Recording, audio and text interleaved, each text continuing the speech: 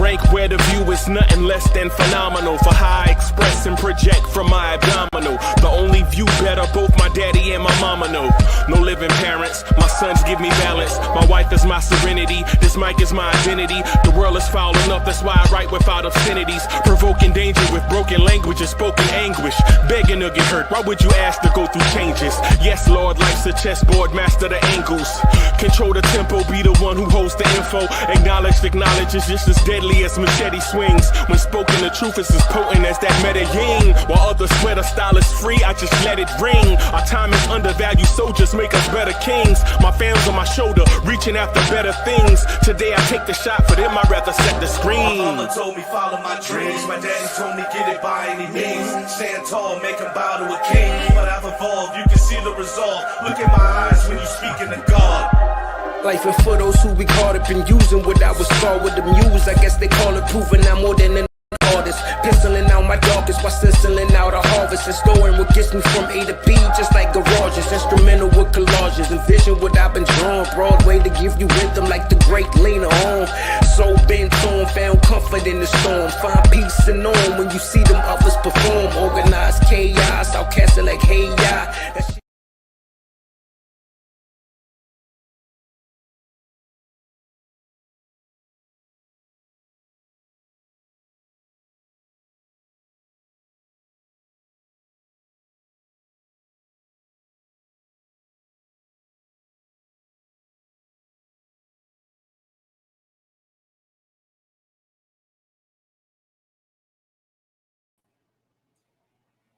Yo, party people in the place to be. What's good? It's your number one chief rockin' Knicks Universe, your main man, Uncle Freezy. Salute. Welcome to the premiere Knicks in the Nighttime show, the Knicks at Night podcast. Salute. Buckle up, everybody. I'm going to talk about quite a few topics tonight. I want to talk about quite a few topics, man. There are a lot of questions out here that need to be answered. Some things need to be addressed. Some things I noticed that y'all hadn't really been talking about. And I'm going to introduce them. Right? Before I do that, let me first say shout out to all my people in the chat. YZ in the building. The son of the legend, Kerry Cox, is in the building. Ivory 10 is in the building. Cowboy B.O.B. is in the building. Salute to Cowboy B.O.B. It's been a long time with Cowboy Bob, man. Cowboy Bob probably somewhere counting loot. Salute to him. That's his business. If Cowboy Bob want to count loot, that's his business. Salute to Cowboy B.O.B. So there are quite a few things I wanted to talk about.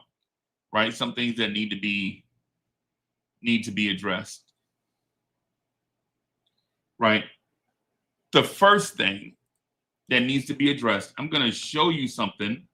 Yo, Dripmore is in the building. I'm gonna show y'all something, man. And I know we don't talk much about it, but I'm gonna show y'all something.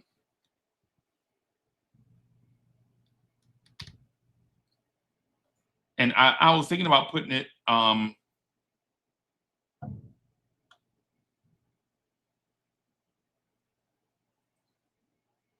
I was going to talk about it, man, but I was going to do a graphic about it, but I just didn't feel like it, if that makes sense.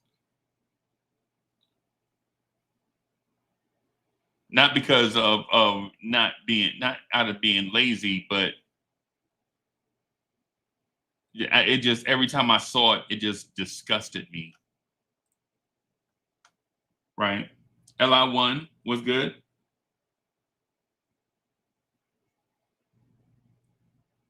I'm going to share a screen. I'm going to show y'all some numbers. And I want y'all to look at that with me.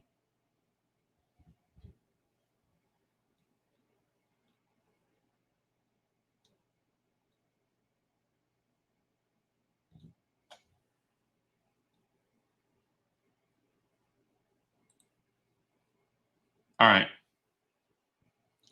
So what you are looking at right now in that column I have highlighted,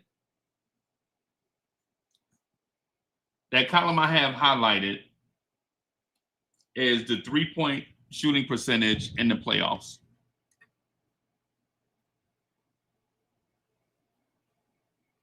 Right? What I have highlighted is the Knicks 3-point shooting percentage in the playoffs.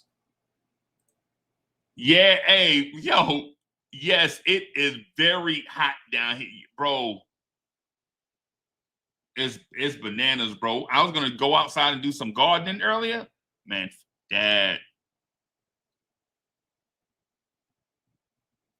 I was just gonna go out, you know what I'm saying, get the equipment and just like do something. Man, no. Hell no. Bro, it's crazy. But on the topic though, the numbers that y'all looking at are the Knicks 3-point shooting percentages in the playoffs. For the regular rotation guys,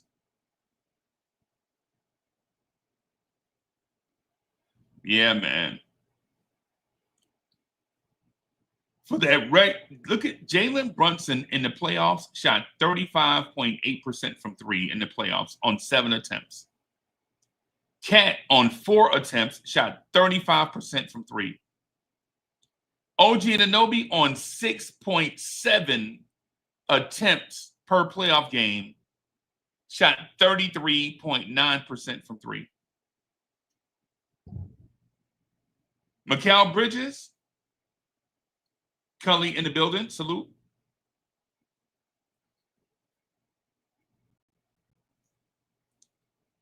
Mikal Bridges on 4.7 attempts per game shot 33%. Now, mind you, this is not one stretch. This is not one team. This is over the course of Detroit, Boston, and Indiana.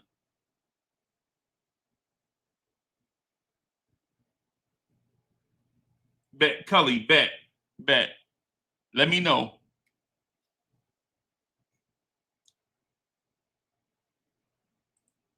And Brandon Williams says, percentages drop. I'm in the playoff system.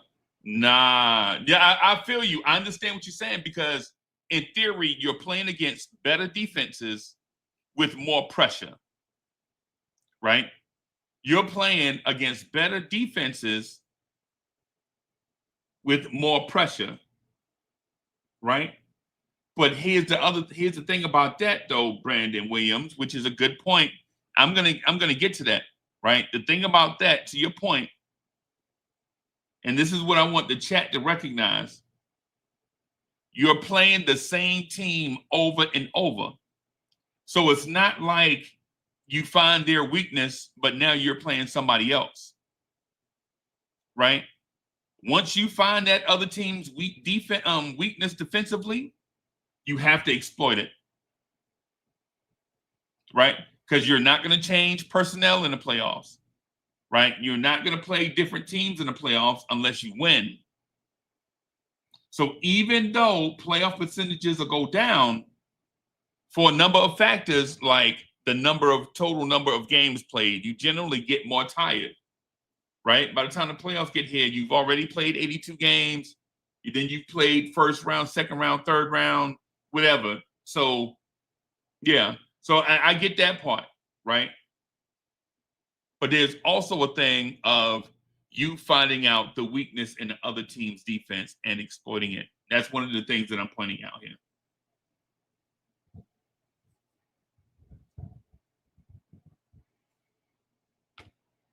But also, so I wanted to show y'all this, right?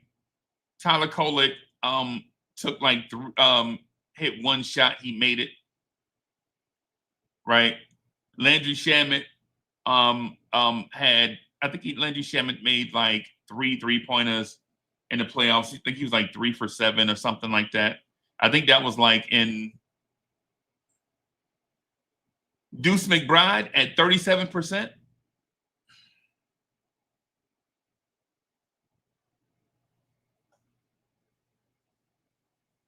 Ribs is in the building. Salute.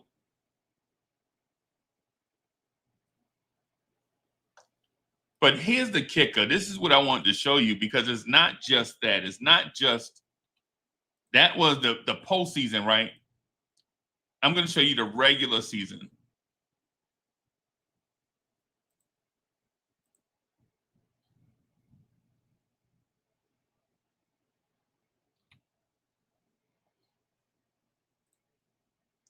So now we're looking at the regular season, right? Now we're looking at the regular season.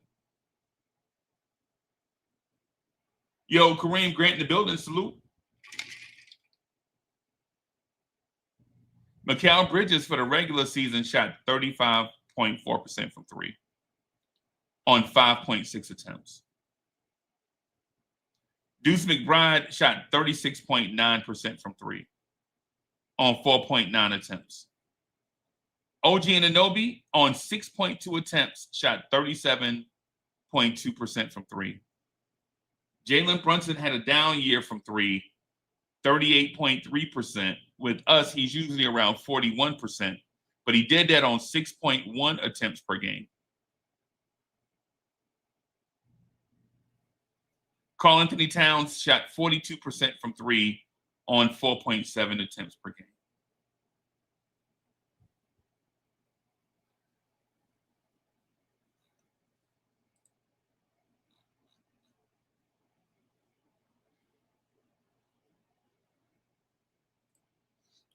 The reason why I wanted to share that with you is because, in fact, we do feel like this is a championship roster. We do feel like the Knicks are adjacent pieces away from being a championship team, a multiple-time championship team.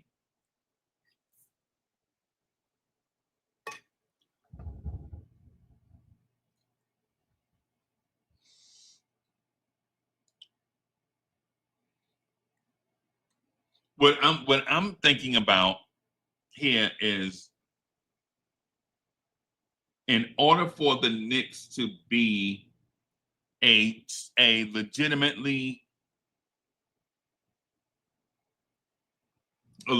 championship contender, the Knicks have to shoot the three on more volume and at a better percentage.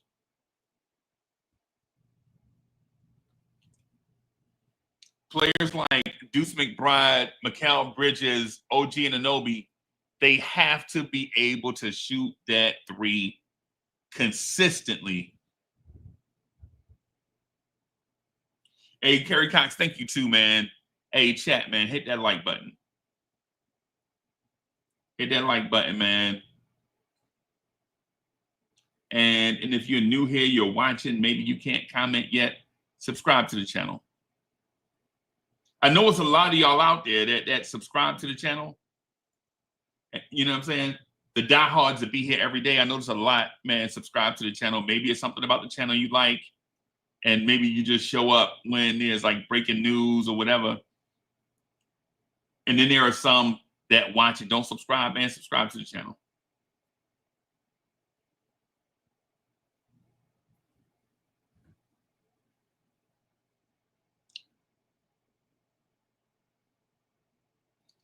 Subscribe to the channel. Now, to my people that are here, live, here's some food for thought. What if the Knicks could knock down three-pointers in this playoff series or this playoff run that just passed?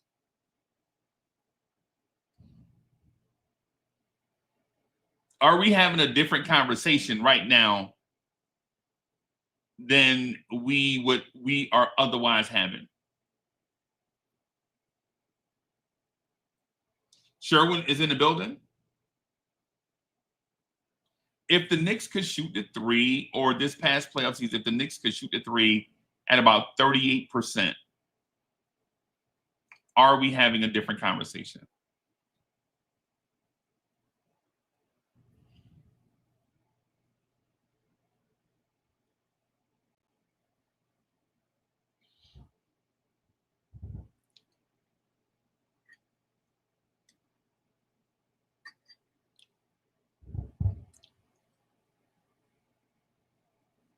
Now, with that said,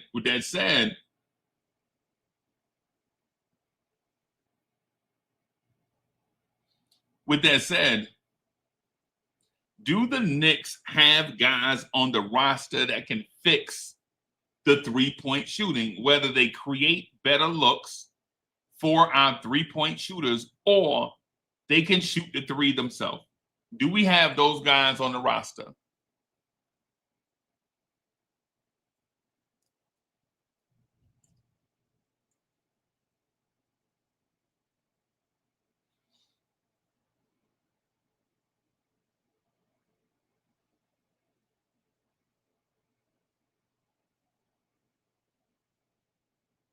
Do the Knicks have guys that can fix the three-point shooting woes?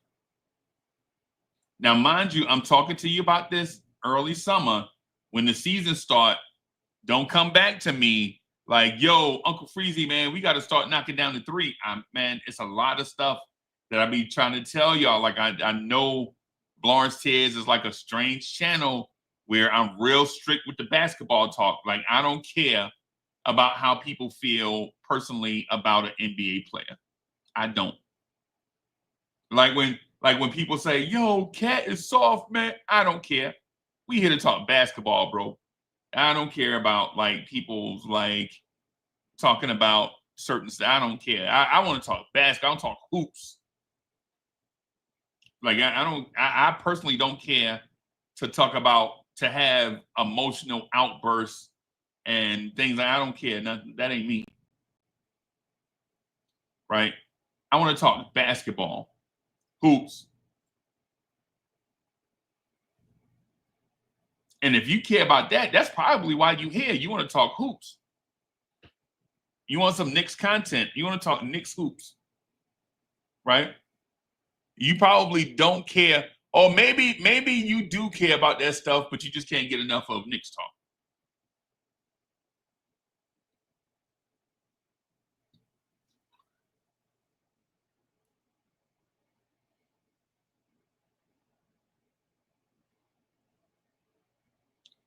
One of the reasons why I bring up the three-point shot is because when you have other deficiencies on your roster or in your scheme or in that game strategically, the three-pointer makes up for those mistakes that you have. The three-point shot is the great equalizer.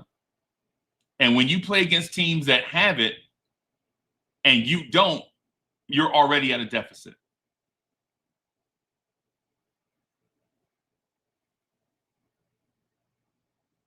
Do I love the three? Do I want to live and die with the three-pointer? No. Right? Do I want to knock down the three at higher percentages for the ones that we take? Absolutely. So if we take the same amount and we just are more efficient at it, I think that helps.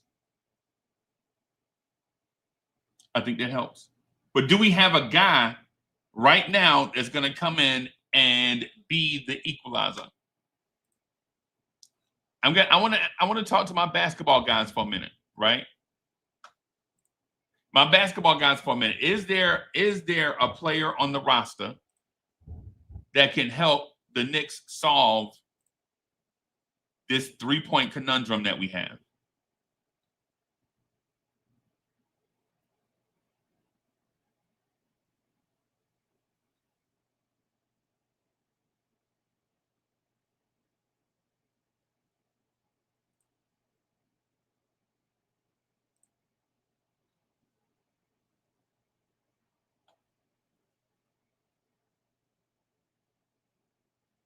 And just for the record, everybody, just for the record, Jordan Clarkson is about a 34% three-point shooter.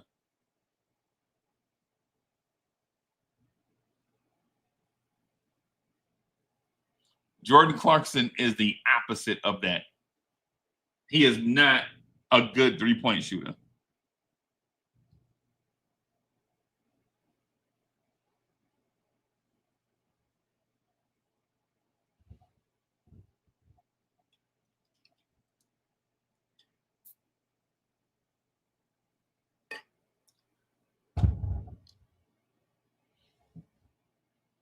Jordan Clarkson for his career is about 44% from the floor, about 34% from three. That's Jordan Clarkson. But he can create his own shot.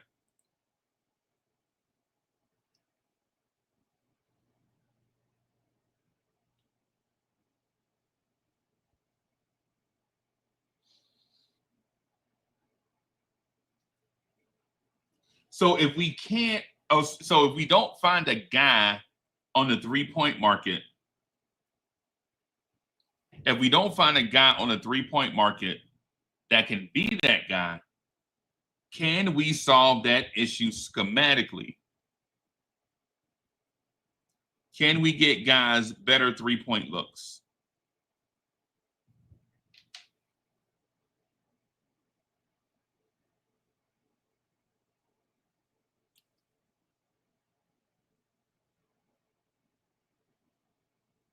All right, chat. Y'all tell me. So what do we do for three-point shooting? You know whether you like three-point shooting or not. Is there a guy on the roster that can help?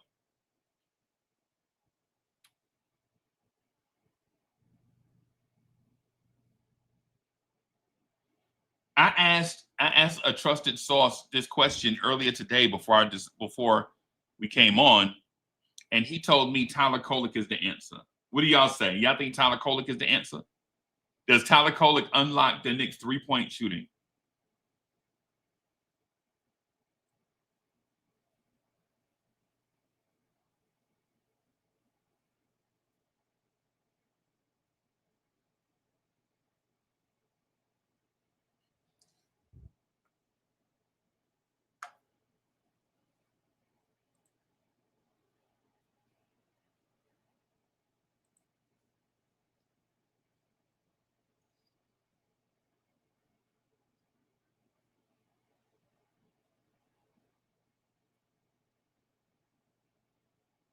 Okay. I see some of your answers in the chat. I see some of your answers in the chat.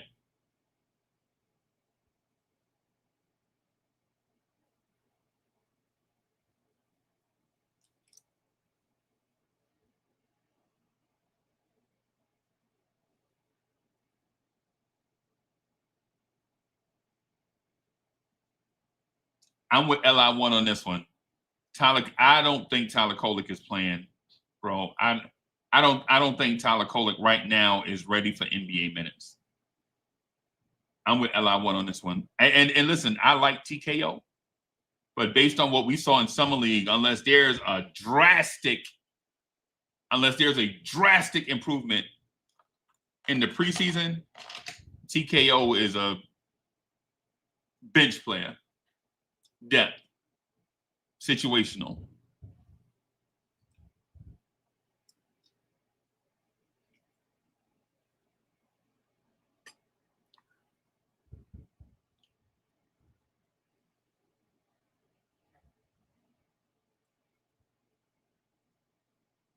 And here's the thing that one of the challenges that I face in trying to figure out what the Knicks will look like, what will make the Knicks great again, is this. If you make it lineup specific, like if you do, like if it's your lineups, say the starters are Mitch, Cat, OG, Bridges, and Brunson. Where did you get three-point shooting from?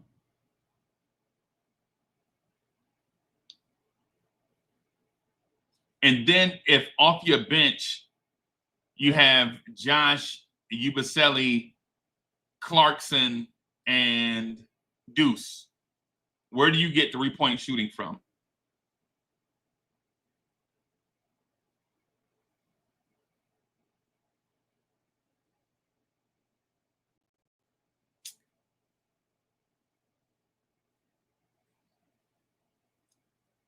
Yeah, hey, Kerry Cox, I'm not gonna front, man. I saw your comment. Yeah. I think at this point, I'm so down on Tyler Kolek, I think he'll be the third string cheerleader, bro. He'll be the cheerleader with normal clothes on. They ain't even giving him the cheerleading outfit. That's how low I am on Tyler Kolek after Summer League.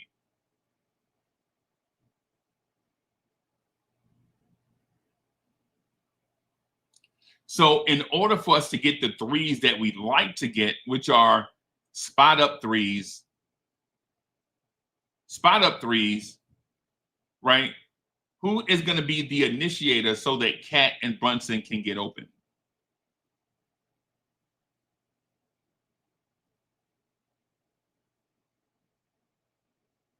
Who's going to spot up? I mean, who's going to initiate the offense so that Brunson and Cat can get open and get spot up 3-point looks?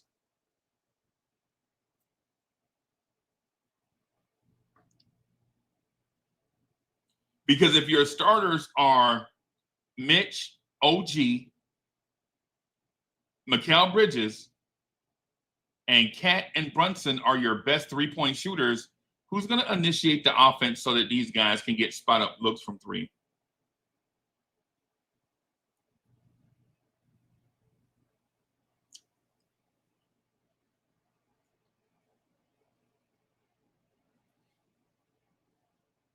And then if that guy, say it's OG Anunoby, is the guy that at times, because we know this won't happen all the time, everybody. We know OG Anunoby is not going to be our primary initiator, right? We know that.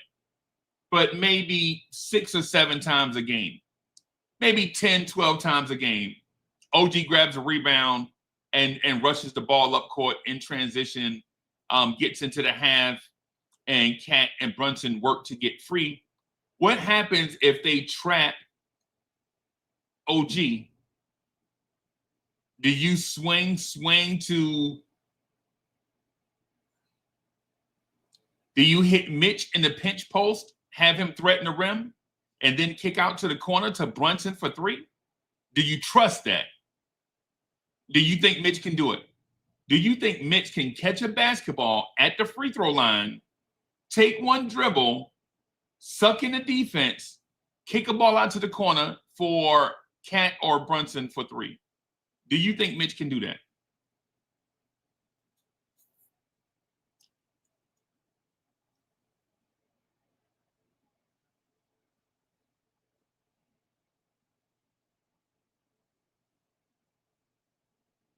Anybody have faith that Mitch can catch a basketball at the free throw line, take one dribble, kick out to a shooter in the corner for 3? Do you think Mitch can catch a basketball, dribble towards, take one NBA dribble? Now, I'm not talking about Kevin Durant. I'm talking about close the distance with his man and then kick out to an open shooter. Can Mitch do that?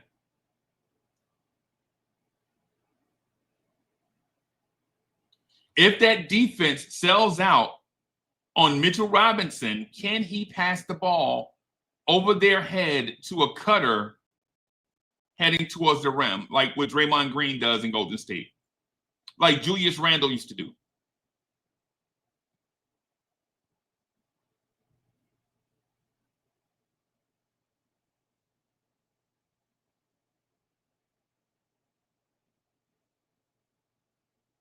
And see, this is where the stuff that we talk about during the summer gets complicated. And I know y'all get inundated. I know y'all get bombarded with a whole bunch of Knicks talk about stuff like I know y'all get bombarded by a whole bunch of stuff, right? I know y'all get bombarded with a whole bunch of stuff, right? Who's going to be the 15th person? Like all these... I know y'all get bombarded with stuff like that all the time, right? Like, who's going to get the 2-way? I know y'all get bombarded with stuff like that all the time. Right now, though, I want to speak to y'all about the core rotation players that are going to be getting the most significant minutes, how their roles are going to morph and transition with a new head coach. In theory, if you bring in whoever you bring in to fill out the roster, if you're depending on that person at the beginning of the season, that means all your rotation players are injured.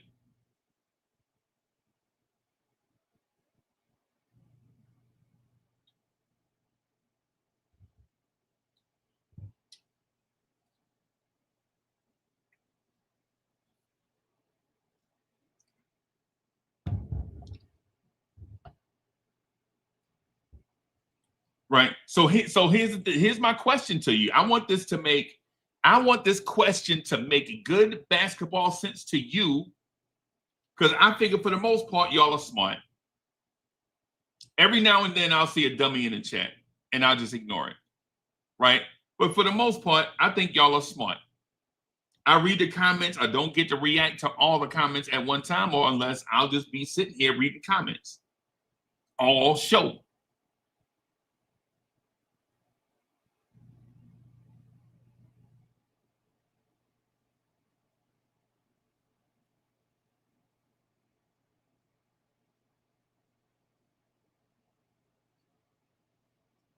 I figure y'all are smart.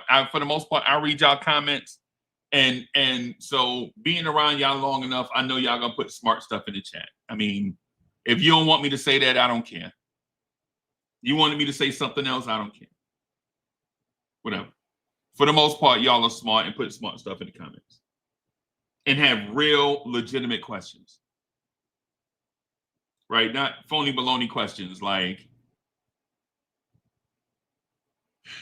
you know, is James Najee going to get rotation minutes? No. Even though I love James Najee, y'all know I love James Najee. But if he's getting rotation minutes, that means Cat, Yabusele, Huck Porty, and Mitch are somebody's hurt somewhere or traded.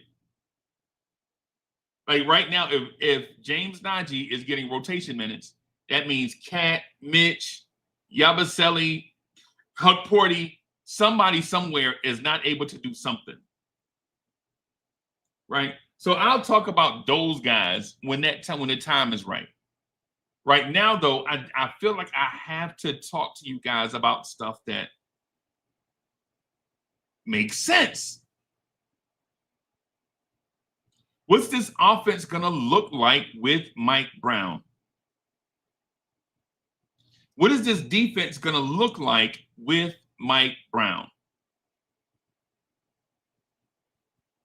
And I think that's what you guys want to talk about, and I'm here for it.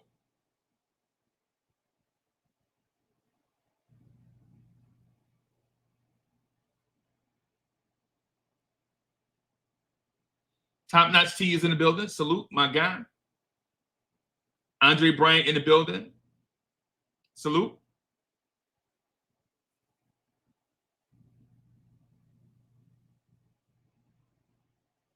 One of the issues I think is facing us, the first major issue, and be prepared. And listen, be prepared for this to be a talking point, right? Be prepared for this to be a talking point. Our three-point shooting is, on paper at the moment, looks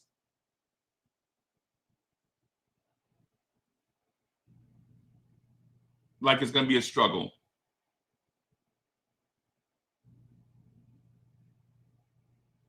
Our three-point shooting right now looks like it's going to be a struggle because you have two guys on the roster. You have two guys on the roster that are above average three-point shooters.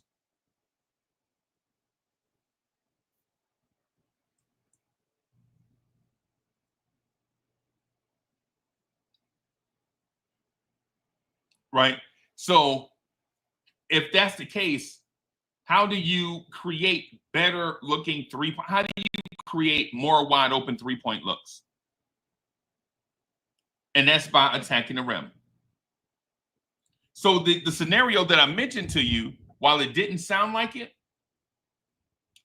Mitchell Robinson catching the ball at the free throw line and taking one step does, guess what? It threatens the rim. The rim protector has to come out and stop Mitch from taking 2 steps to the rim. Like one dribble, okay, they might allow it. They're not letting Mitch take 2 dribbles because it's a dunk.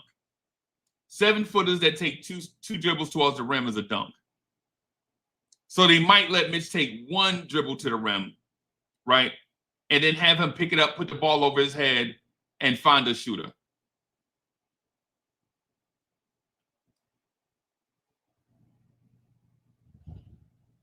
Hey, Kerry Koch, you know I like DeLon Wright because he's a 6'5" point guard, defensive, all of that. No, he can't.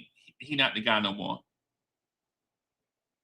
And yeah, I wanted, and trust me, I did not want to say that. Right? But when you go back and look at the numbers and the scenarios with DeLon Wright, he's not that guy, bro.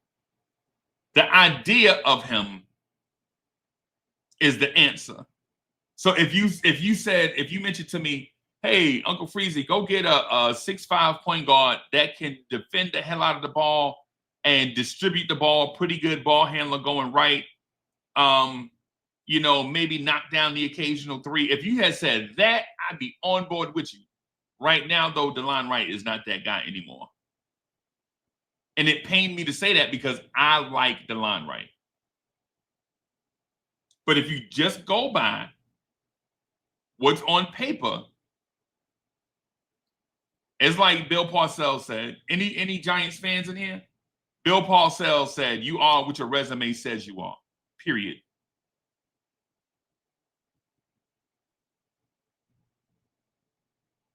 You are what your resume says you are. Sorry, not sorry.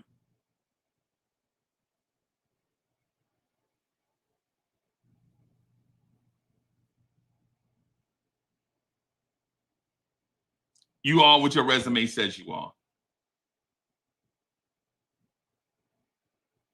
Right?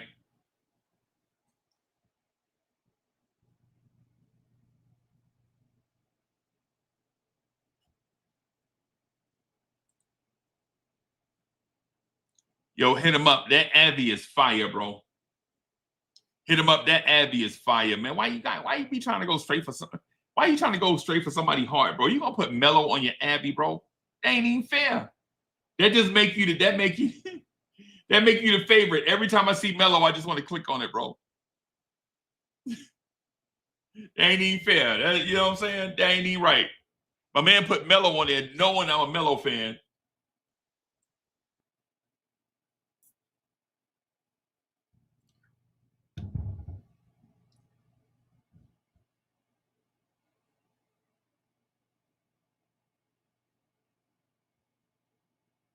So can Mitch catch a basketball, threaten the rim, just take 1 dribble to the rim? Hey, Mitch, can you take 1 pure basketball dribble, pick the ball up, put it over your head, and pass the ball out to a 3-point shooter or cutter? Here's the thing. We've never seen Mitch do it. Now, here's the other thing. Because now y'all done got me. See, now I gotta get in my bag, man. Now I gotta get in my bag, right? Now I gotta grab the microphone, man. And y'all shouldn't have done that. Because now I done got comfortable. Just because you've never seen Mitch do it doesn't mean that skill doesn't exist.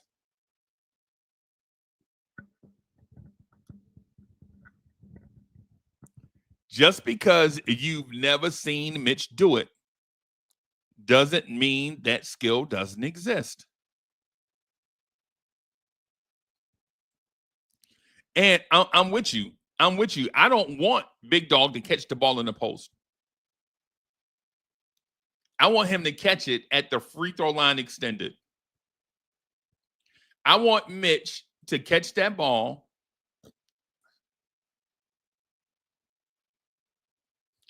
Hold on. What did LI1 say?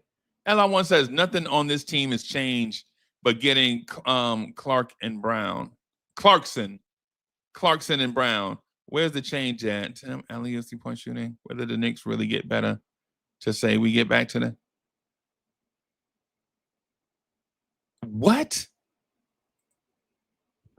Hey man, hey.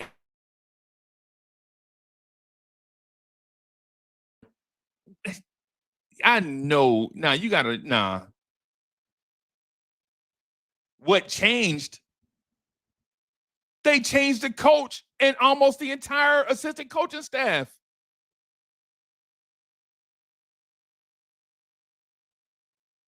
You didn't see them change the coach and half the assistant coaching staff?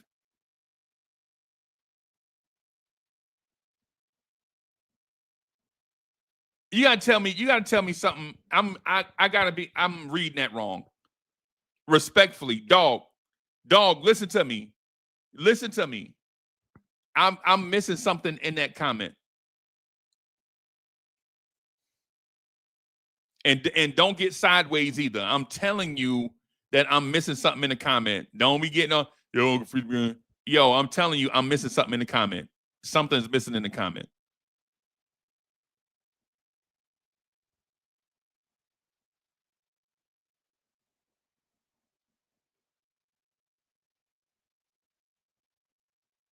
Something is missing here. Like nothing on this team has changed but getting Clarkson and Brown. Tibbs ain't here, bro. A lot of those dudes that was here with Tibbs, they not here. That has changed. Are you mentioning like the archetype of player? Has that changed? Oh, what really changed is saying are you talking about upgraded the personnel? Okay. All right. Okay. So I'm glad you okay. I'm glad you So I'm glad you retired because the way you were saying it, I'm like, yo, what the hell is dude? What the hell LI1 talking about? Because the way you typed it the first time, I'm like, talk about. And I know y'all don't read lips, but when I saw that comment, man, I was like,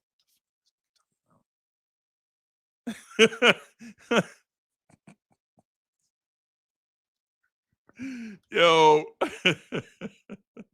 Wiz is in the building. Salute.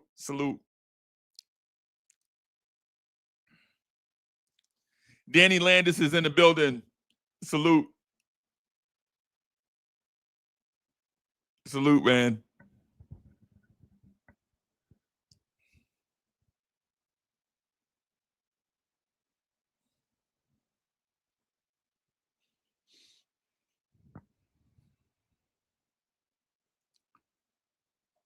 Yo, so can we threaten the rim and create different type 3-point looks?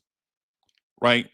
Does threatening the rim have to be Jalen Brunson dribble, and then kick out to somebody that's not expecting the basketball and have them shoot a 3?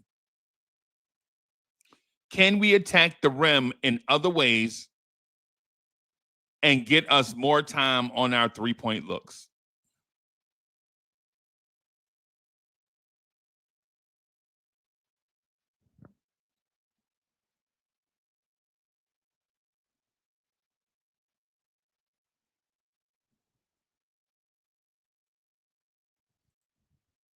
Building Block says Ben doesn't want the media spotlight of crazy NYC again. Yeah, I think that's BS. I think that's a BS narrative. Somebody made that up, bro.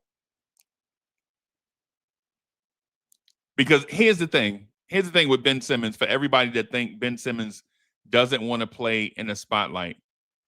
Bro, he's not going to play all home games. Even if he play in Utah, he's going to travel with the team. For one. 2, he played his college ball at the best college basketball conference in America. He was drafted to Philadelphia.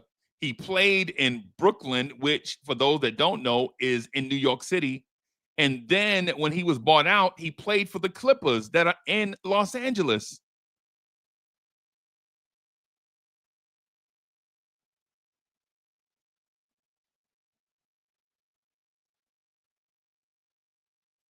I think that we're in that clickbait season.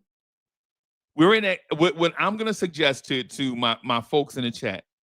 Hey, it's plenty of folks in the chat that are pretty smart, right? What I would say is listen to the folks in the chat, right? Don't listen to these clickbait articles because they're gonna say a source from a source from a source from a source, which means is bullshit.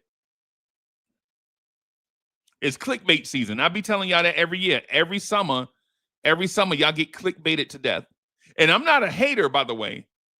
I'm not a hater. I just want to seek out the truth. Right? I'm not a hater. I don't. Yeah, man. Listen. If he don't want to be here, he don't want to be here. Right? I don't want anybody on the team that don't want to be here. Right? You don't want to be here. Say la vie.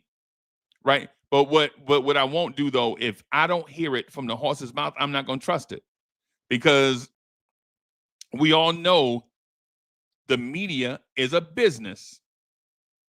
The media is a business. They have to get clicks. They have to get clicks. And what I'm saying to you on Blowing's Tears is we don't have to get clicks most of the time. And this is not me bragging. This is me just stating a fact. Most of the times that people click on it, they like their experience for the most part. They like the experience and they subscribe. DSJ is in the building. Salute.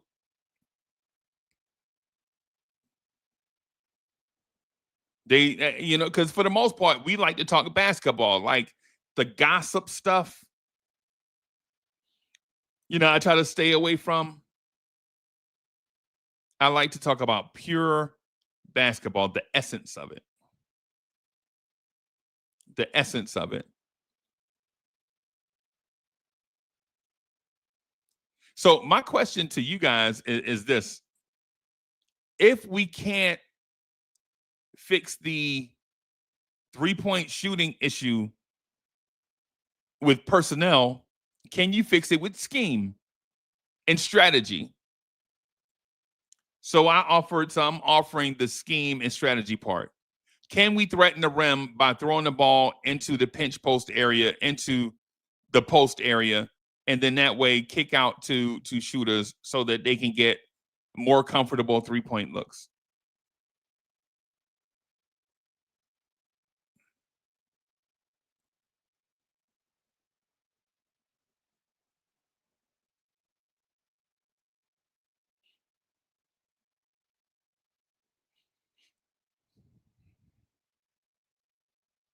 So that's my thing about the three-point shooting part, right?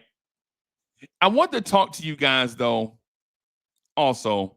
And I know I spent like 50 minutes talking about three-point shooting, and we probably still didn't solve, but I just wanted to bring that to the forefront. That is a major issue. And I'm giving you guys a warning beforehand so that when it becomes when it manifests, you'll be like, nah, we already talked about that already. We knew that was an issue.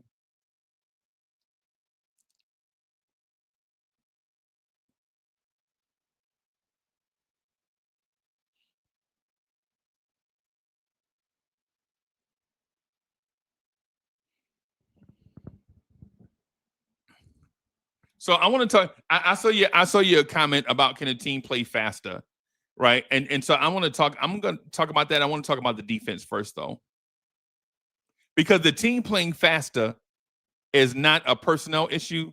That's a temperament. Can you grab the ball and go? In the half court, do you see the thing about playing faster is in the half court, you can play fast in the half court as well, simply by moving your feet.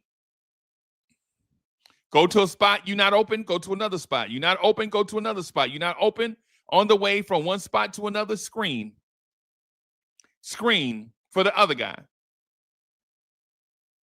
There's nothing new in basketball, right? In terms of basketball, there are no new things created. It's just about the way that you configure the puzzle pieces.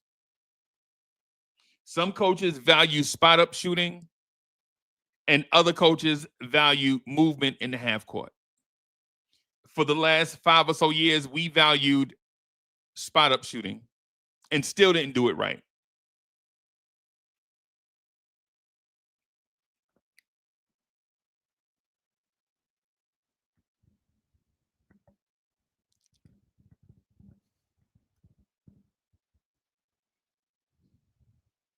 What I will say, though, defensively, no defensive unit is going to include Jordan Clarkson or Yabusele, right? Just off rip, Yabusele is not a defensive stalwart. Now, can he learn? Can he learn? Yes. Can he learn defensive positioning and give effort on defense and things of that sort? Probably. But I would say to y'all, look at Yabusele more as a Nas Reed that can't shoot threes. Look at Yabusele as a Nas Reed that can't shoot threes. That's basically what we're getting. An energetic big with some passing skills, some finishing, some scoring ability, can get hot and score 8, 9, 13 points in a row, but doesn't have the 3 ball yet.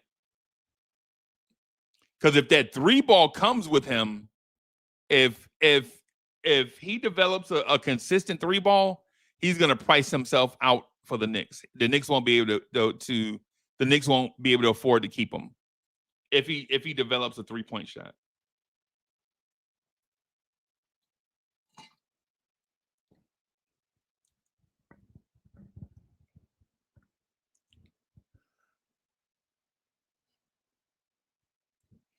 Yeah, Brent, I know I knew that was coming. The Yabusele part. Yeah, Yabusele can shoot. Yeah, he can. Yeah, he's okay. All right. So okay.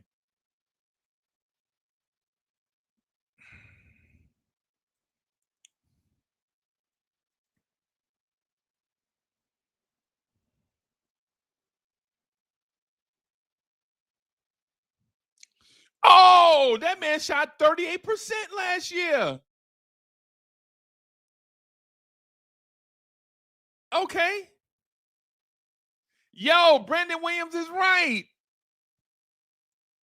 He had a good shooting season last year with Philly. He shot 38% from 3. Before that, he was about a 32% 3-point shooter.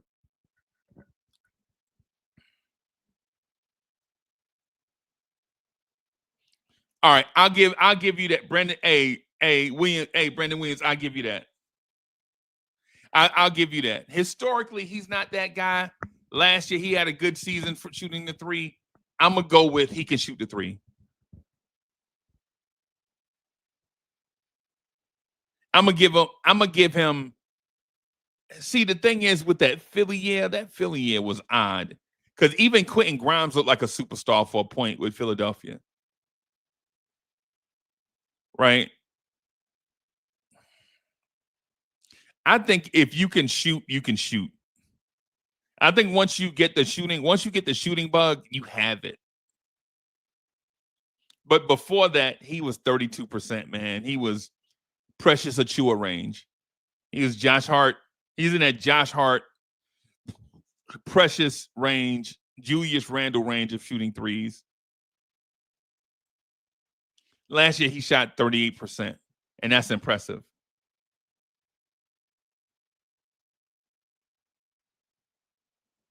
And I like him.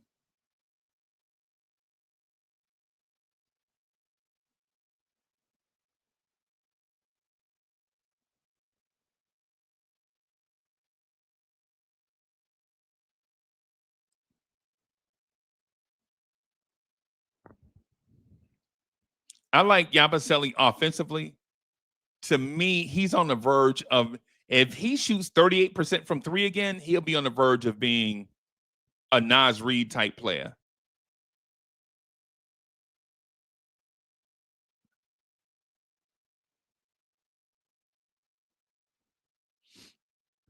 Hey, Top Notch T, I see your point, right? I see your point, but here's my thing again about the defense. Here's my thing about the defense, right? I've been wanting to get to the defense part. Brandon Williams got us off track. Brandon Williams getting us off track with the truth. He out here telling the truth, like people want to hear the truth. Nah, but hey, Brandon Williams was right. Hey, yeah, Brandon right. But here's the thing defensively. Right. Here's the thing defensively. This is one of the things I wanted to point out about our defense.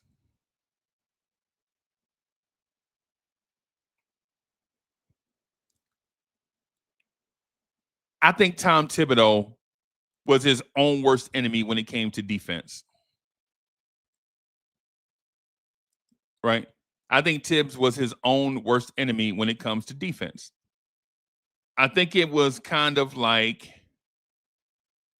I think we had guys like Lawrence Taylor and Darrelle Revis on the roster, but he had them playing zone coverage. Like he wouldn't let Lawrence Taylor blitz, and he wouldn't let Darrelle Revis cover man to man, if y'all understand what I'm saying.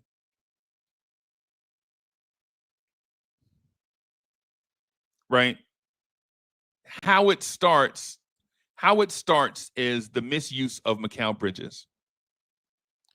Mikal Bridges is an elite defender. I don't care what nobody says. You don't go from being an elite defender that can score some to a guy that looks like Quentin Grimes overnight and not blame the coach. You don't go from being elite wing status all over the league to Quentin Grimes. And then everybody started pointing at Bridges like, oh, he suck. No, he only sucked with the Knicks. He was a star everywhere else. And then he sucked with the Knicks. What does that tell you? Teams were offering their entire futures for Mikal Bridges. Teams, not just the Knicks, teams were offering their entire future for Mikal Bridges. We traded away our future for Mikal Bridges, and then we got him and misused him defensively.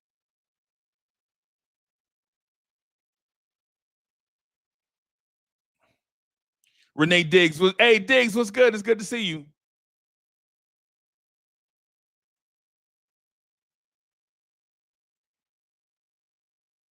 Our defense this year,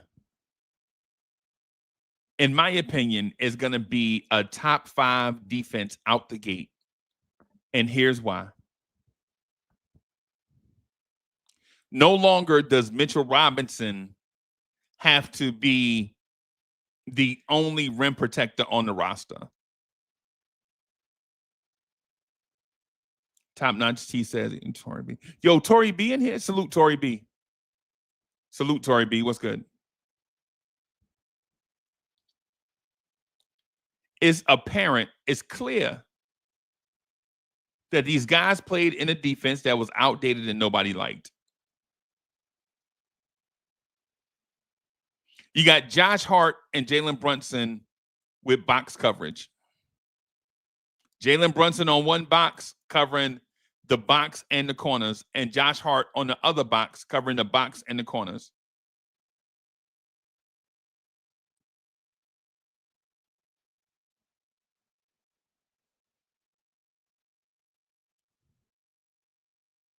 Right? And people argue me. I know people want to argue with me about the way that Brunson and Josh Hart were deployed defensively, right? But here's the thing. I watched the game too. The game don't just go to your house or your phone. Millions of people watching games. How does Jalen Brunson get so many charges because he's got box coverage and the corners. So he can slide into somebody driving the lane and draw a charge. How does Josh Hart get so many rebounds? He's got box coverage. He's got covering the box and the corners. So Josh Hart is legit 5 feet away from the rim on most shot attempts. He can fly in, scoop in, grab rebounds, and push it.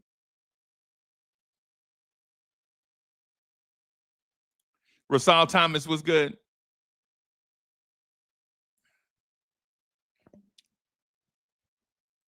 Sherwin, don't be a dummy. Sherwin, don't be Sherwin. Don't start putting like lowbrow comments in the chat. You know better. If you know basketball, you know what we talking about. Follow, keep up with us. Like, who's the other rim protector? Like, if you take Mitchell Robinson out the game, nobody protects the rim. Stop it. Stop it, bro. Don't do that. You making yourself look bad. Like, we ain't even got to say nothing about this comment here. If Mitchell Robinson is on the bench, does that mean no Nick protects the rim? If Mitchell Robinson is out for 2 weeks with an injury, does that mean no Nick is going to protect the rim until Mitch comes back? Come on, bro. We got to stop. See, we got to stop doing that. We got to stop doing stuff like that, man, because it don't make the chat, like, it don't make me look bad because I know better. I tell you what, hey, somebody who co-signed that? Who co-signed that nonsense? Was that Real King? Real King, I tell you what, we gonna bet your car. We gonna bet your cars that if Mitchell Robinson is out of the game, no Nick is gonna protect the rim. How about that?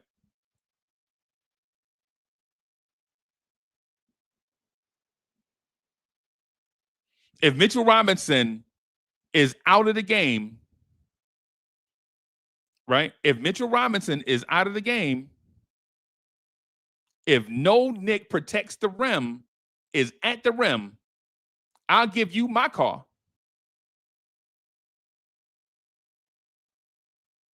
Right? But if Mitch is out of the game and somebody contests at the rim, we coming for all your cars, all of them. See how nonsense works? See how when you want to play like a crazy game, like, bro, you know the Knicks are going to have rim protection at varying degrees. Nobody, you know, the Knicks are not going to let. As a matter of fact, I don't even chat. My apologies. My apologies, y'all. I don't even know why I followed that silliness up. I don't even know why I followed that silliness up, y'all. Even when y'all play pickup, y'all got people contesting at the rim. Right? I don't even know why I followed that up. I'm sorry, y'all. I fell for the troll trap. I'm sorry. I fell for the troll trap, man. My apologies to everybody in the chat. The difference between Tibbs and what Mike Brown is going to do is Mike Brown is going to tinker with his defenses. Mike Brown might drive you insane with how much he tinkers. Mike Brown is a tinkerer. Like, how Mike Brown gets to a resolution is by tinkering. And sometimes that's going to drive us crazy. Sometimes we're going to see lineups and we're like, what is Mike Brown doing? Well, he tinkering. He tinkering.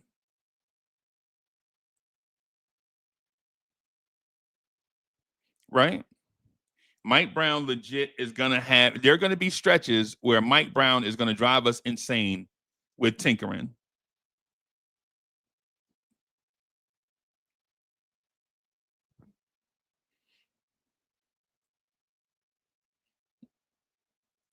Rasul Thomas. Hey, I see how you changed that, man. Rasul Thomas. I see how, okay. All right. I see that. So we signed Mo D. I didn't know if that was official or not. Is that official, y'all? Hold on, let me see.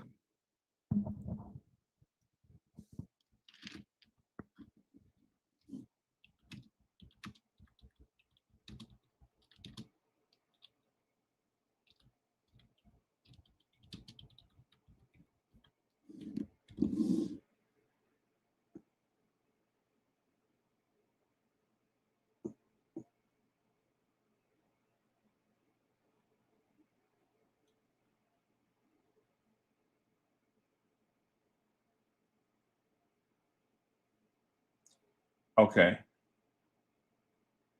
All right. Yeah, I think they are. I wouldn't be surprised. I wouldn't be surprised if they did.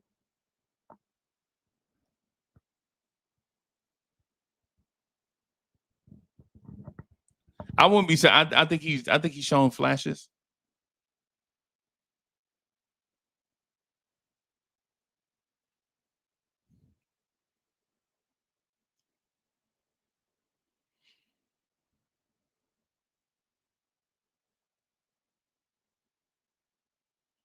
Yeah, I see y'all. I wanted Precious back too, man. Salute to all my Nigerians out there, man. I wanted Precious back, man.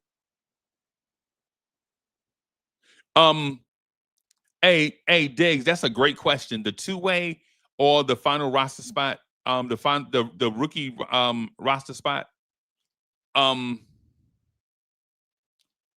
of McCullough, Diawara, and Najee, I think at this point, I like Diawara more. At this point, even though I love James Najee, man. I ain't gonna lie, man. I love James Najee, man. I love Najee, man. I love all the kids right now. I'm the lowest right now I'm on is Tyler Kolek, man. I'm just not that high on Kolek right now, right? And it's not that I don't love him, man. It's just he got to show us something. He's just got to show us something.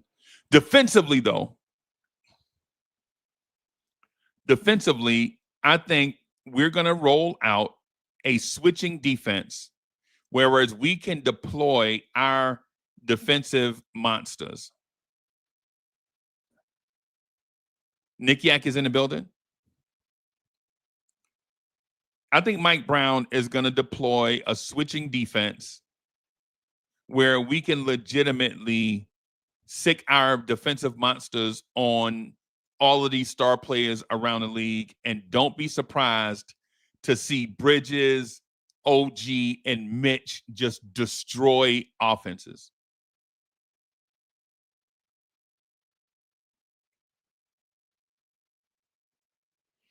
Right? The pieces are there. The pieces are there for the Knicks to have a top 5 defense.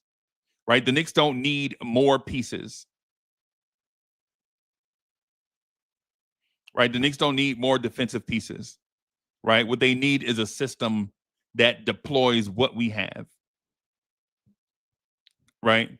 For instance, if OG is guarding Pascal Siakam and say they run a screen and Mitch is switched on Siakam, Mike Brown's going to say, so what? Mitch can guard Pascal Siakam. Right? Say OG Anunoby starts off on Paolo Banchero. They run a screen. Mitch is switched on to Pascal Siakam. Mitch can guard Pascal Siakam. Prezi, what's good?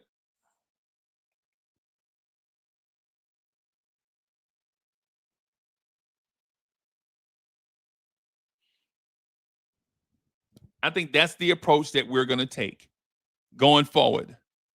You saw the Knicks start to switch in the playoffs against Boston, and you liked it. I saw y'all comments in the chat. I saw y'all in the chat. I saw y'all comments. I saw y'all when Mikal Bridges got the block on Jaylen Brown and the look on Jaylen Brown's face knowing he was defeated. I saw y'all. I saw y'all comments. Y'all were excited. I saw y'all when Mitch picked up Jason Tatum and forced him away towards OG that wound up contesting his shot and Bridges got the ball. I saw y'all be excited about that. I think that's what we're running. A very switchable defensive unit that can communicate on switches. But here's the thing, Tory B, here's the thing. In order for this to work, Josh Hart has to be more of a defender and less of a rebounder. And I'm going to ask Tory B, chat, just pretend y'all not listening. Tory B, do you think Josh Hart can sacrifice rebounding numbers for pressure defense?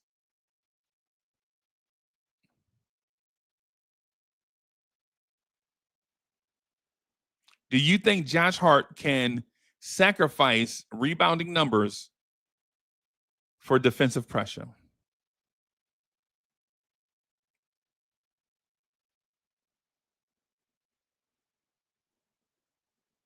Miguel P is in the building. Salute.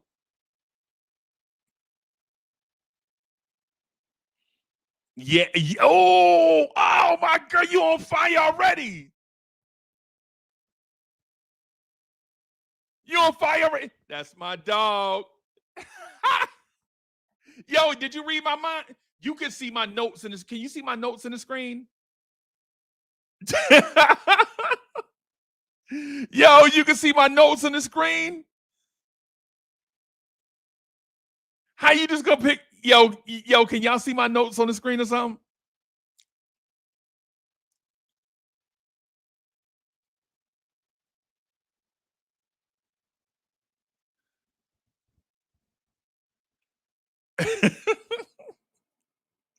Yo, Li, come on, man. Come on, man.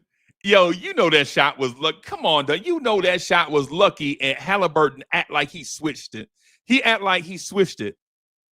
Halliburton act like he pulled up from 30 feet all net.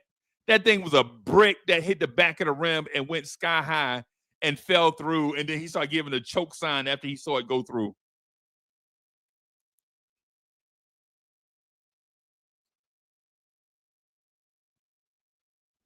Brent, yep. This is this is the thing. In order for us to, because the thing is this. Clarkson is not a defender. Yabusele historically has not been a defender. Now, what he looks like with the Knicks, we shall see, right? But what I will say is this. We have defenders. Deuce McBride is a defender. Mitch is a defender. OG is a defender. Bridges is a defender. Right? We have defenders. And then we have young guys with defensive upside. Diawara, Pakam Dadier, defensive upside. Right? We have defenders. Can you deploy them right? Can they run in a switchable defense where guys can switch 1 through 4? Listen to this term, everybody. Listen to this term, right? How often do you say, hey, that guy can guard 1 through 3 or 2 through 4 or 1 through 4 or 2 through 5? And then how many times in the past 5 years did you see our shooting guards get rammed into screens and not switch, force their way through screens? And you heard terms like, well, he's got the highest screen navigation rate.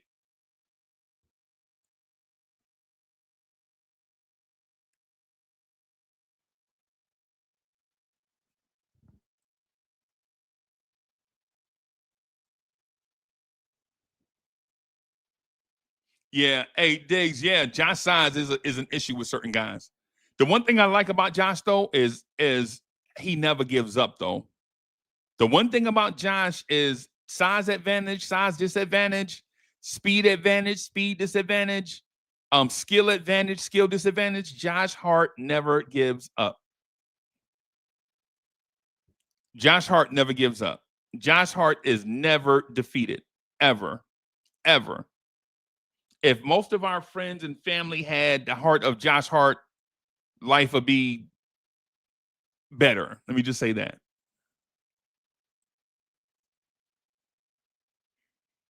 right? Josh is his only drawback is that at 6'4", you can't have defensive lapses because you don't have the size, athletic ability, height, wingspan to make up for lapses.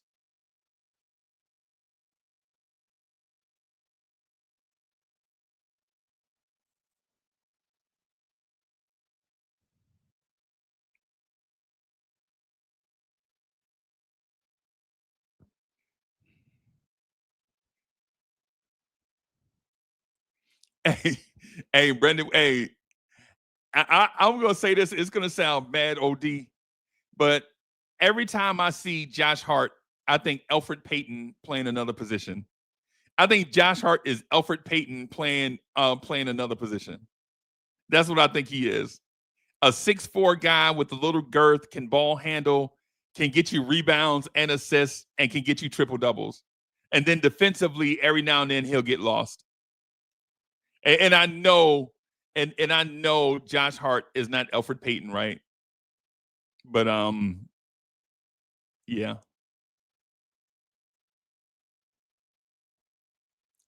Yeah, hey, Josh Hart has been playing. Josh Hart under Tibbs had been playing out of position the whole time he was with Tibbs. Right? Josh Hart under Tom Thibodeau was out of position the entire time. And it's because the roster was weird under Tibbs. And they had to do the best they can do with the roster that they had. So they asked Josh to do some stuff to make up for deficiencies on the roster, and he came through with spades on it. He did a lot of stuff.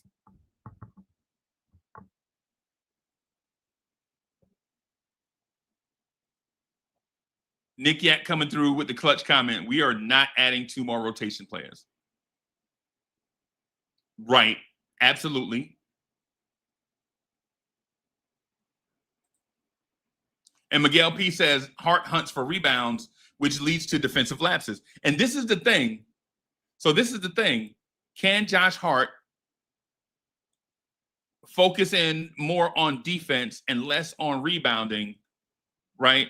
That way, if there is a lapse on defense somewhere, because I feel like if you have Mitch, Bridges, and OG on the floor, your defense is going to lock up the entire floor, right? But if you add Josh Hart to it, if Josh Hart locks in defensively, right, then the defense has nowhere to go. The offense, has nowhere to go because you're locked in. You're not going to beat Mitch off the dribble. I don't care if you're a guard, wing, or big. You're not going to beat Mitch off the dribble. You're not going to beat OG off the dribble if OG can lock in on his guy. Bridges is the shadow. Bridges is the shadow. Bridges is the best shadowing defender in the league. Is he the most physical defender? No, but I didn't say physical. I said shadow. Bridges is the best shadowing defender in the league. Did I say physical? No. Did I say play passing lanes? No. But if you want your guy to stick with a guy, Bridges is the guy. But instead of playing to his strength, we played him to his weakness. Hey, we need you to come in and play physically through these screens. And then after running through 250 screens a night, we want you to take 7 threes a game.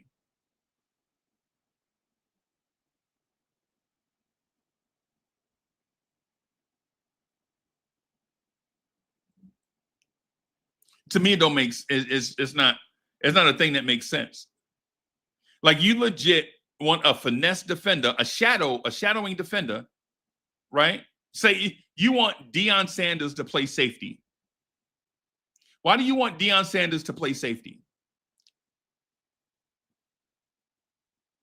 And but Deion fast, Uncle Freezy, he can blow up them run plays in the backfield. No, come on, man. Come on, man. Do we really want Randy Moss to play tight end because he's tall? Come on, man. What are we doing?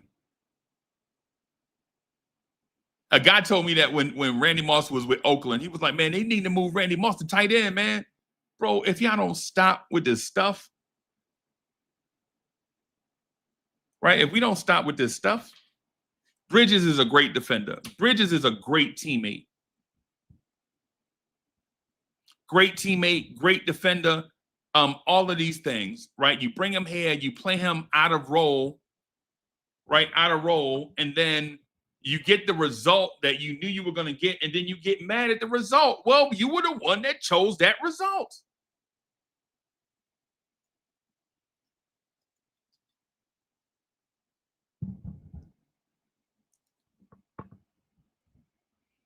I think the Knicks have the pieces in place to be. Listen, I honestly want to say the best defense in the league, but in order to not sound OD, I'm going to say the Knicks have the pieces to be a top 5, top 7 defense. I think just walking in the door, I think the Knicks have the ability to be a top 5 defense by switching up defensive coverages, giving your defense some giving the offense different looks, mixing in zone looks, mixing up why when Deuce McBride is in the game, why is Deuce McBride not covering the floor, covering the other point guard 80 feet? When Deuce McBride is in the game, it should be full court pressure all game. Every minute Deuce is on defense, it should be all out pressure on the ball handler. When Deuce is in the game, all out pressure, nothing less. What are we saving Deuce's legs for? Offense?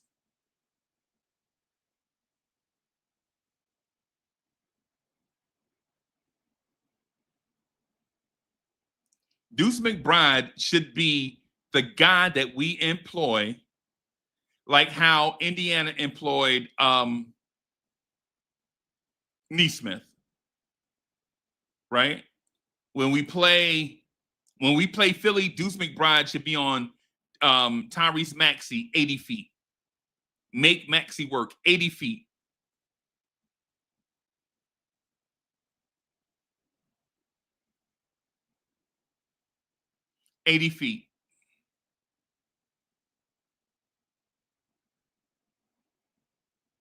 That takes pressure off Bridges. That takes pressure off OG, and then takes pressure off Mitch.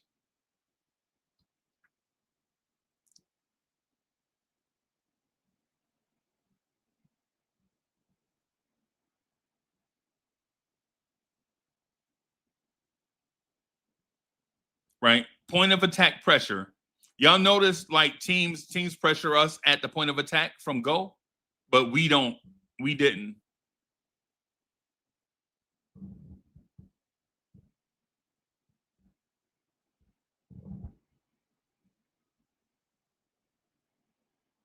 One of the other things that I wanted to point out too, defensively, y'all see how I feel. Y'all know I have faith in Mitch, OG, Bridges, and Deuce, right? I don't have to say that over and over and over and over and over again, right? Like I have faith in Deuce, Mitch, OG, and Bridges. I think those 4 are an elite defensive unit. And if you add one more person to it, say another defender, it don't even have to be an elite defender. But if we add an elite defender to if you add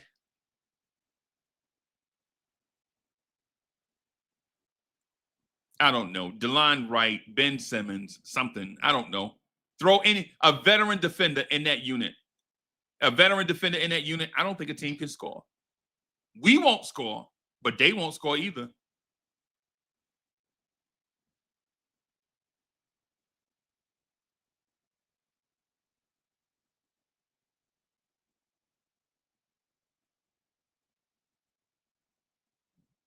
So here's here's another thing I wanted to talk about, man. I think Jalen Brunson is on the verge of having his best offensive season ever with Mike Brown.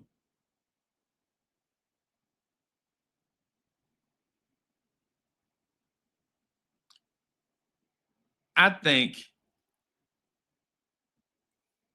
Jalen Brunson is going to be legitimately in MVP talks.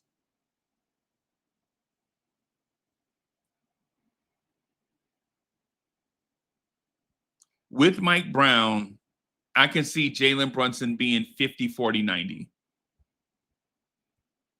If he hit his free throws. If Jalen Brunson hit his free throws, I can legitimately see him being 50, 40, 90.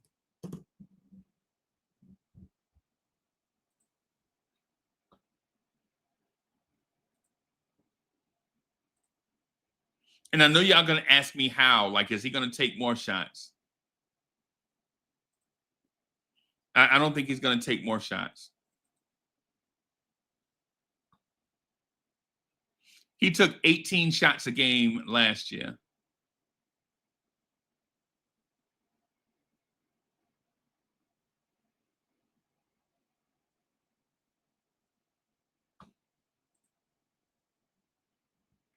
Jalen Brunson got credit for 65 games. I think he legit played about 60 games. There were some games that Jalen Brunson played and left. And then the game 65, he came in and played a little bit and then he left.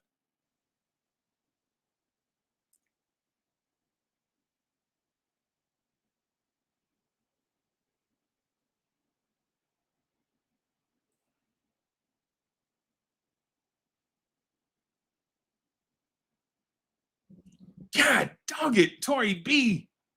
Read my Tory B, read my notes.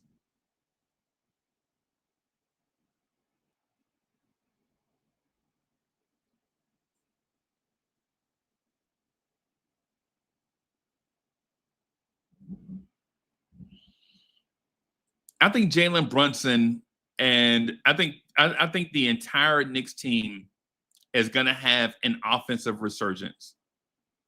But it's not going to be because they all get their skills up. I think it's because one of the things that you guys have not seen as Knicks fans, one of the things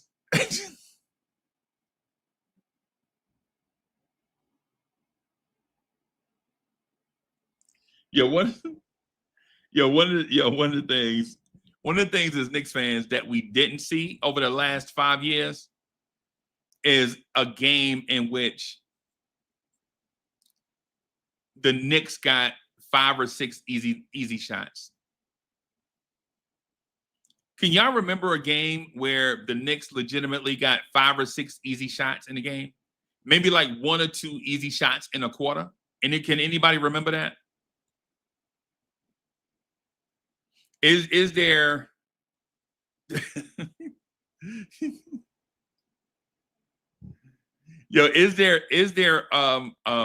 was there a world where the Knicks got 1 or 2 easy shots per quarter? Right? The Knicks take let's say about 90 shots a game. Let's say about 90 shots a game. So that's about what? About 23 shots, 22 shots, 22 and a half shots a quarter. So out of those 22 and a half shots per quarter, did the Knicks get 1 easy shot out of that 23 shots?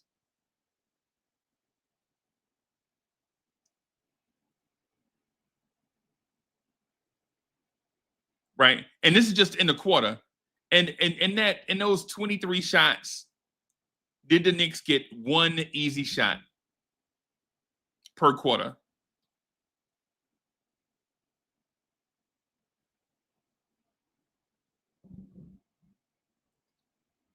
And what does easy shot mean, right? You're like, what does easy shot mean, Uncle Freezy? It means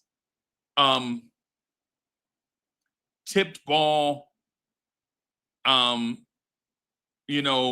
guy, for instance, guy dribbles the ball off his foot.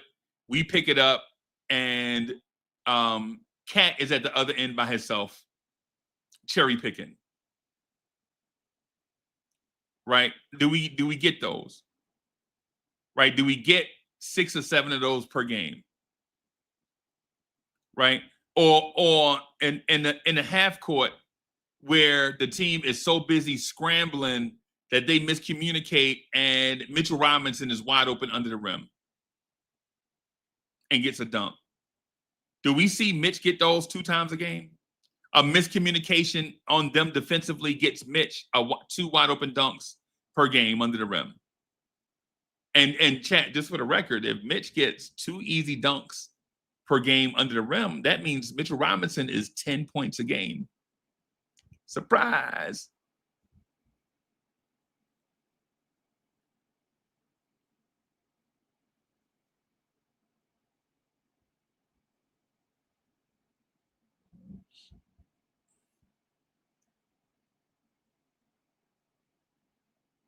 Do we get easy shots? And historically, we haven't gotten easy shots. But then when we play against other teams, we're like, how is Sam Hauser so wide open? Right? We play Detroit. We're like, how is that Beasley dude so wide open all the time? But then with us, we're like, dang, Jalen Brunson got to get in a Brunson burner to get his shot off. Cat got to drive the ball to the rim and get accosted by like 2 or 3 dudes, and maybe he'll get the call and maybe he won't.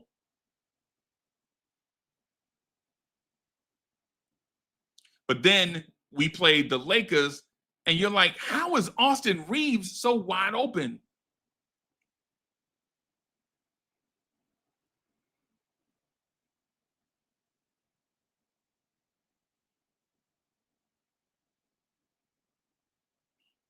You feel me? And listen, y'all watch the games like I do. Some of y'all watch the stuff on playback TV. Some of y'all are right there with us, like, yo, I'm right here with you on playback TV, Uncle Freezy. We just chilling out, watching the game together, right? And we'll see teams get like, yo, there was a Golden State game we watched, and we were like, how are these dudes so wide open all the time?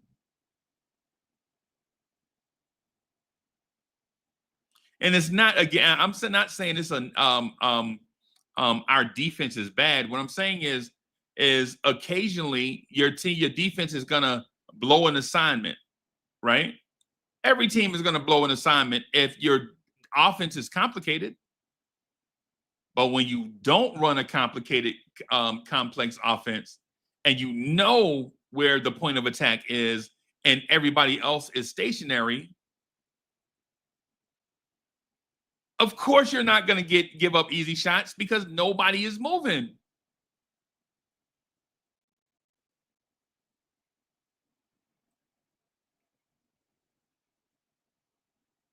And that's where I think Mike Brown's trident offense is going to come in. He ran a trident offense for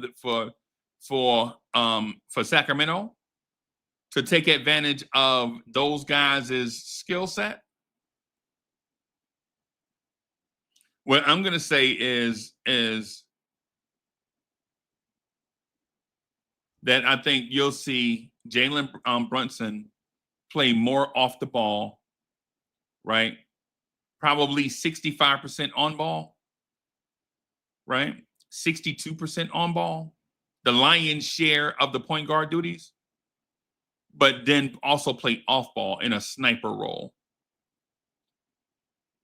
I think that's the part of Jalen Brunson's game that's going to surprise y'all this upcoming season. Jalen Brunson's ability to knock down spot-up threes. When he played in a backcourt with Quentin Grimes and Quentin Grimes and Dante DiVincenzo, that man shot 47.5% on spot-up threes. Jalen Brunson legit at one point was shooting 52% from spot up threes. And that number, he ended the year at 47.5% on spot up threes. He finished the year at about 41% from three.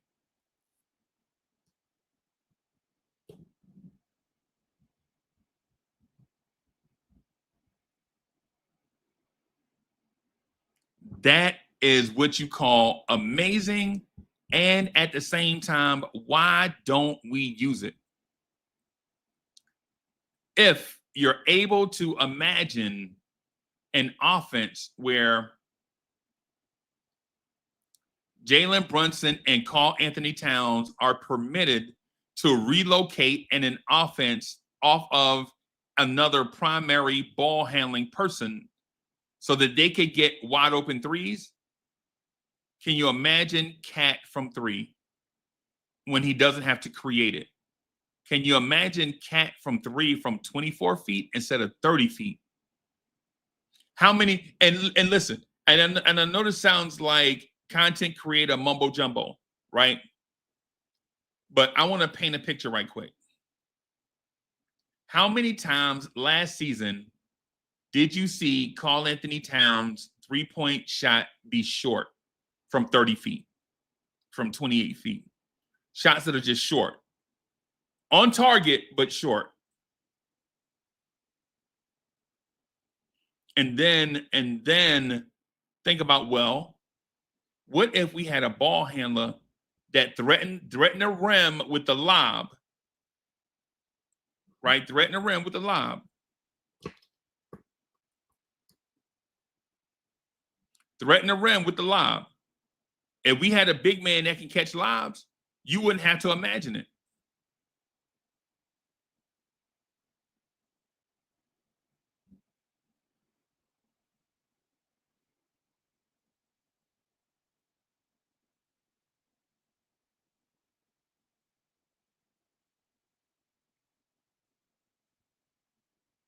Baseline cutters, not dunker spot. I hear people are talking to me about dunker spot, right? And I think that's a media narrative. Like the dunker spot is great at times, but in order for you to take advantage of the dunker spot, you have to have other ways to threaten the paint, right? You're not just going to park somebody in the dunker spot and then give them the ball, and they're gonna move everybody out of the way and let them dunk. The reason why the dunker spot worked is because Chris Paul can get into the paint and find someone leaving a dunker spot for a lob.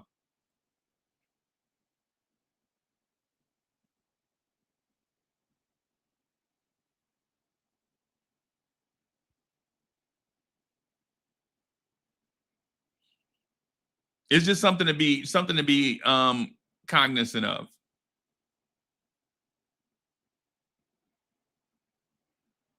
Ed Walker in the building said immediately, "What ball handler, man?" Yeah,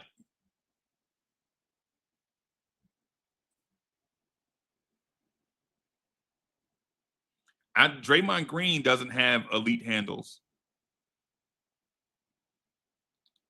Sabonis doesn't have elite handles. Jokic doesn't have elite handles. I would venture to say that Karl Anthony Towns' handles are better than Jokic, Green, and Sabonis. I would say Cat's ball handling is better than all three. Now, passing and rebounding and shooting, those guys probably have better elements or have other elements that are better than Cat.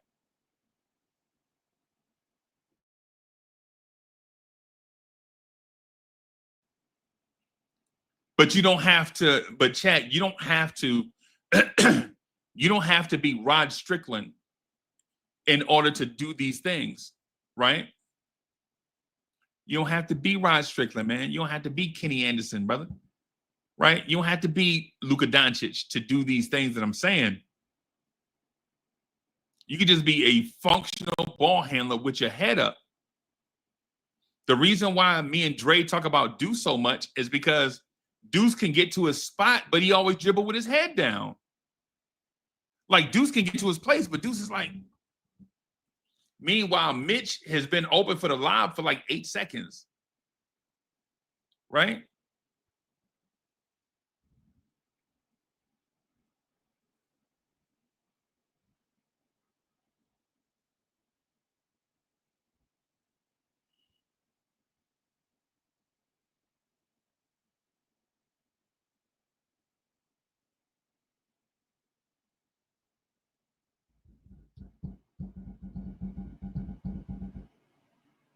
I was just reading the comments, everybody.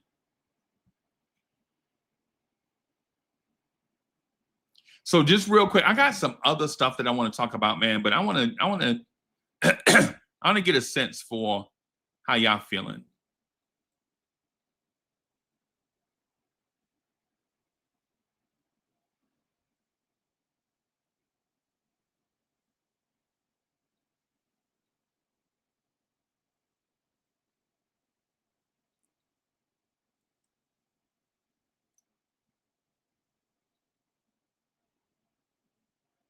I want to get a sense of how y'all feeling, man. How y'all feel about the new additions? How y'all feel about Jordan Clarkson and Yabusele?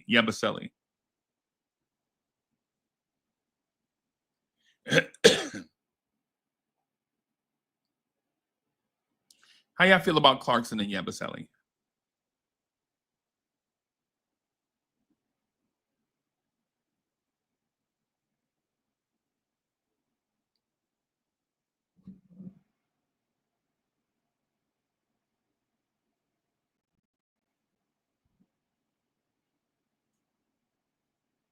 Okay. Okay. I see y'all.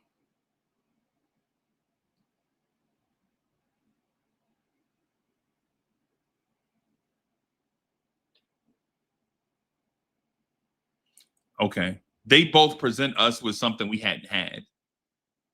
Right? A big guard that can, well, he's not. Jordan Clarkson is little, everybody. Jordan Clarkson is 6'3". I thought he was 6'5". Man, ESPN has him listed as 6'3". But he's a bucket.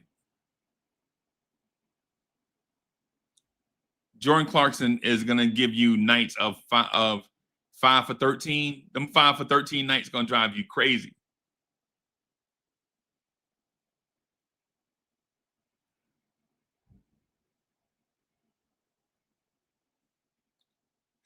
I'm gonna just say this real quick to that.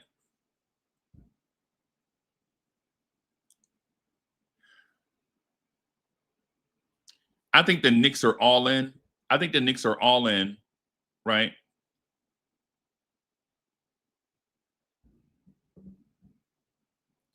I think the Knicks are all in to win a championship this season. And for that reason, I think the Knicks are going to play this thing out with the roster that they have. But don't be surprised to see the Knicks do something like, if here's a thought, right? If the Knicks don't sign Ben Simmons, don't be surprised if they sign Alec Burks.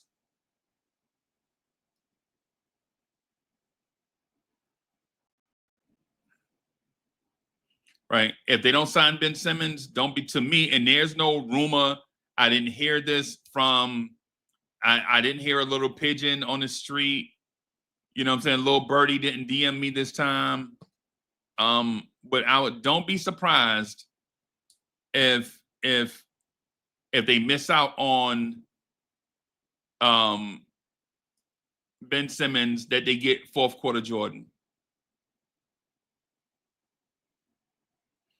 I think fourth quarter Jordan for us is ideal, especially when teams run exotic looks.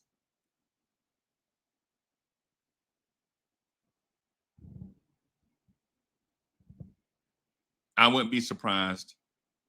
Yeah, Prezi, hey, man, I wish there was a young guard that the Knicks could go get, but NBA teams don't let young, valuable, contributing guards hit the market. They don't. Free agency is always going to be that. Veteran guards looking for a home, maybe trying to win a championship, maybe they like the city, maybe the team likes them. You know, we're not gonna, for instance, we're not gonna be able to find a Cade Cunningham in free agency. Like, it's always gonna be the table scraps, like whatever's left over. I wish the Knicks could go out and get a Trey Mann, right? But Trey Mann's not available.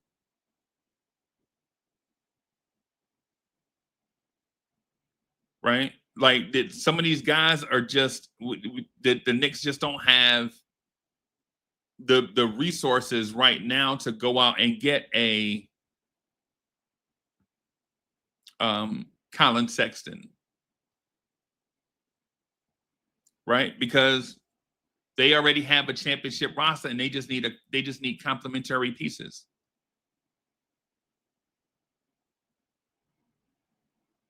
Oh, y'all know I love Delano Banton, man. Y'all know I love Delano Banton, man.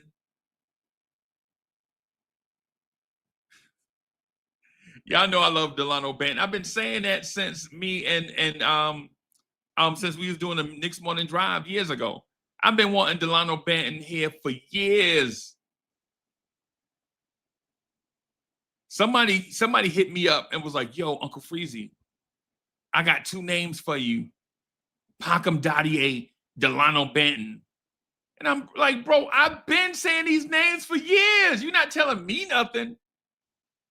Like you telling me about Delano Banton, really? You telling me about Ryan Dunn, really? You telling me about Ryan Dunn? You telling me about Pacom Dadier, right? You telling?"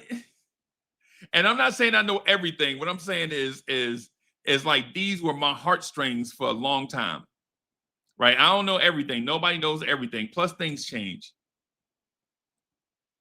right?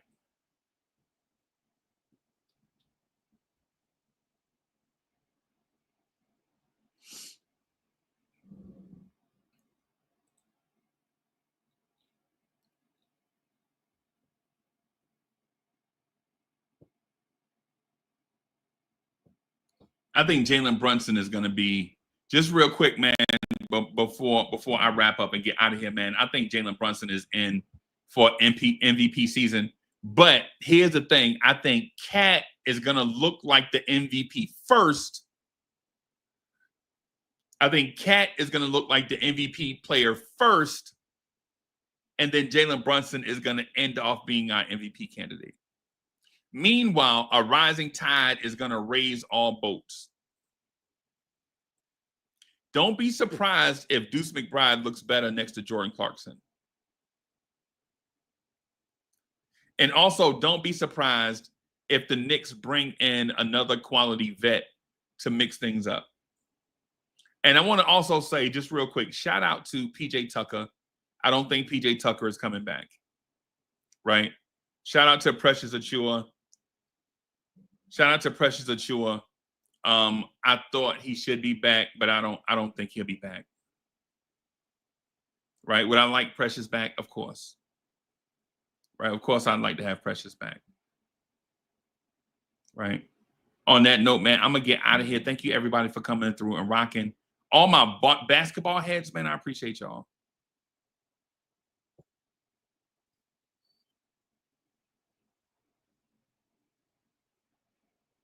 I appreciate y'all, all the basketball heads, man. Thank y'all for coming through, man. Hit that like button. Subscribe to the channel. Peace, everybody.